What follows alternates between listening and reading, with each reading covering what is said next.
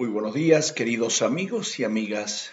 Hoy, jueves de la 12ª semana, también es el 29 de junio, celebramos la solemnidad de los apóstoles San Pedro y San Pablo. Y la liturgia de la palabra es muy rica hoy, del libro de los Hechos de los Apóstoles, capítulo 12, versículos 1 al 11. El Salmo 33. El Señor me libró de todos mis temores. La segunda lectura está tomada de la segunda carta de San Pablo a Timoteo, en el capítulo 4, versículos 6 al 8 y del 17 al 18. Y el Evangelio según San Mateo, capítulo 16, versículos 13 al 19. Nos dice el libro de los Hechos de los Apóstoles que se refiere justamente a San Pedro. Nos relata: entonces el rey Herodes inició una persecución contra algunos miembros de la iglesia. Mandó ejecutar a Santiago, hermano de Juan, y viendo que este modo de proceder agradaba a los judíos, se propuso arrestar también a Pedro. En aquellos días se celebraba la fiesta de la Pascua.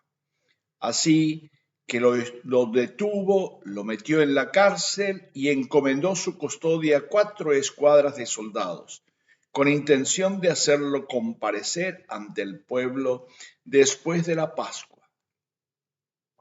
Mientras Pedro estaba en la cárcel, la iglesia oraba sin cesar a Dios por él. La noche anterior al día en que Herodes pensaba hacerlo comparecer, estaba Pedro durmiendo entre 2 soldados, atado con 2 cadenas, mientras 2 guardias vigilaban la puerta de la cárcel.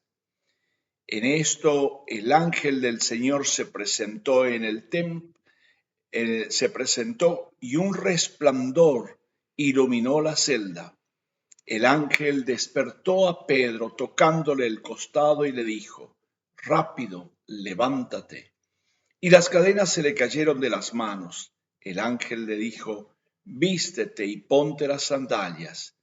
Pedro lo hizo así, y el ángel le dijo: cúbrete con tu manto y sígueme. Pedro salió detrás de él sin darse cuenta de que era realidad aquello que sucedía por intervención del ángel. Pensaba más bien que se trataba de una visión. Después de pasar la primera y la segunda guardia, llegaron a la puerta de hierro que da a la calle y se abrió sola. Salieron y llegaron al final de la calle. De pronto el ángel desapareció de su lado.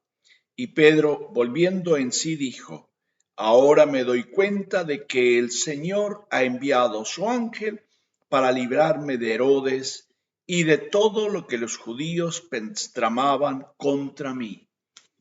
Palabra de Dios. Te alabamos, Señor.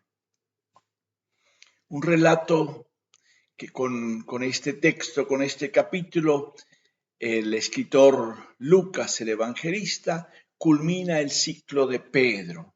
Después sigue el ciclo de San Pablo. Y hoy el texto, si seguimos leyendo, dice: comuníquenlo en el versículo 17 a Santiago y a los hermanos de esta liberación. Y después Pedro se fue a otro lugar y desaparece de la escena del libro de los Hechos de los Apóstoles. Pero vamos a quedarnos un poquito en este texto. Por un lado, hay persecución, que ya no son una persecución directa de los judíos, sino de aquellos que se confabularon con Herodes. Y Herodes, con ganas de congraciarse con el pueblo judío, para tener una pequeña fuerza en contra de los romanos o a su favor principalmente, empieza a encarcelar. Pablo después será tomado por las fuerzas romanas. Es un detalle importante. Aquí no aparecen los romanos, es Herodes, son los herodianos. Y por lo tanto lo meten en una cárcel que tiene también el monarca, que no tenía una jurisdicción política, pero por los acuerdos que había podían ejercerlo también allí, los acuerdos con los romanos. Y lo interesante es, dice que mientras Pedro, en el versículo 5, estaba en la cárcel, la iglesia oraba sin cesar a Dios por él. Hay una comunidad en oración, hay una comunidad que no lo suelta, lo tiene casi que podríamos decir unido a Dios y a Pedro, unidos por la fuerza y la cadena de la oración. Y ahí está el quid de la cuestión, ahí está la fuerza de la liberación. Y por eso la noche anterior, dice, a donde Herodes tenía pensado ejecutarlo, aparece justamente el hecho de la liberación. Y hay tres intervenciones del ángel.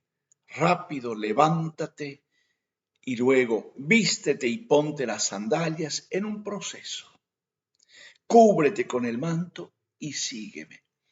Y lo lleva, no hay más palabras, hay una actuación, pero una actuación donde Pedro tiene que intervenir y donde Pedro después tiene que hacerse consciente de que Dios obra y obra realmente.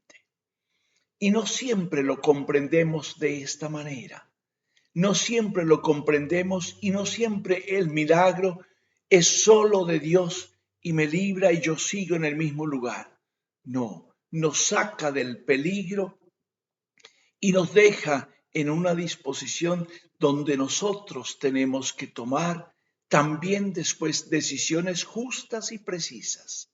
Y ahí está también nuestra responsabilidad como cristianos, como seguidores de Cristo. Y tenemos hoy el Salmo 33 o 34, que es muy bello. El Señor me libró de todos mis pecados. Y al final, en el versículo 9 dice, gusten y vean qué bueno es el Señor, felices los que en Él se refugian. A Dios hay que gustarlo, a Dios hay que verlo, a Dios hay que comprenderlo con el corazón y no razonarlo con la mente. Gustar y ver cuán bueno es el Señor. Felices los que en Él se refugian. Vamos a pedirle a Dios esa gracia inmensa hoy en este día para que el Señor venga y nos ayude. Y los apóstoles Pedro y Pablo también intercedan por toda la iglesia en general, por el Papa Francisco, por nuestros obispos, por nuestros líderes, por nuestros sacerdotes, pero que ellos también ayuden a aquellos que están haciendo los trabajos más sencillos en las comunidades, tantas comunidades que están bajo el patrocinio de Pedro y de Pablo, los grandes evangelizadores, las columnas de la iglesia, para que ellos intercedan ante Dios por cada uno de estos pequeños servidores, grandes amantes de Dios. Y que el Señor nos bendiga y nos acompañe, del Padre, del Hijo y del Espíritu Santo. Amén.